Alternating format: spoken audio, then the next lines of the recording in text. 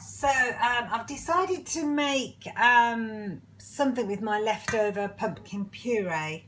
So in there I've got 2 really good size tablespoons of puree, 2 teaspoons of cinnamon, teaspoon of mixed spice, a quarter of a can of this light coconut milk, which is 4 smart points, an egg, and I'm going to whisk all that together with the vanilla essence, which is also in. I almost forgot that. And then I'm going to pour it over 2 crumpets here and let it soak in. So I guess it's sort of a bread pudding I'm making. So as usual, I'm adding to the recipe as I go along. So I've whizzed up a persimmon fruit, sharon fruit, some lemon zest in there, and I've also added a good glug of the pumpkin caramel syrup. So that's all ready now to have the batter added, which was the coconut milk, pumpkin puree, egg, vanilla, cinnamon, nutmeg and mixed spice. So that's going together now. It's going to, picking up one-handed, pour it in. I'm going to give it a good stir and find a suitable baking tin to put it in. So there you go. I have added an extra persimmon fruit, so there's 2 fruits in there, 1 egg, a quarter of a can of the light coconut milk, all the flavourings I've added in, including the pumpkin sugar-free syrup, and what else have I got in there? The puree, of course, the pumpkin puree, and it's all kind of mushed in, and I've left it stand for about 35 minutes. So I'm just going to start filling up the containers. Now I've got different shapes.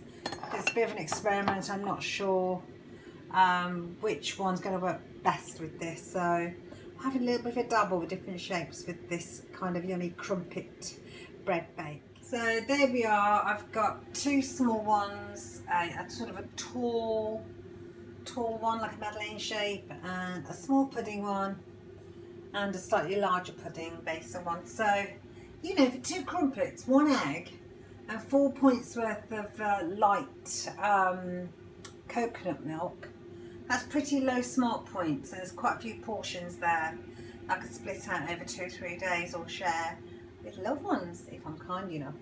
I'm going to bake that now at 180 for around about 30 minutes. I'll check it, and after 30 minutes it might need another 10-15, but we'll see. I wish you could smell this. It's not absolutely fantastic. So I've got 4 there. I've got 2 pudding bowls. I've got a tall sort of Madeleine shape one. I want to do something with that hopefully tomorrow. And I've got a couple of little tasters. So when they've cooled, I'm going to open those up and give it a quick taste. So one of these big ones is for my pudding this evening. And just pop it in, you'll see that's done. And it's light to touch. And leave that cool. So it's sort of a bread pudding.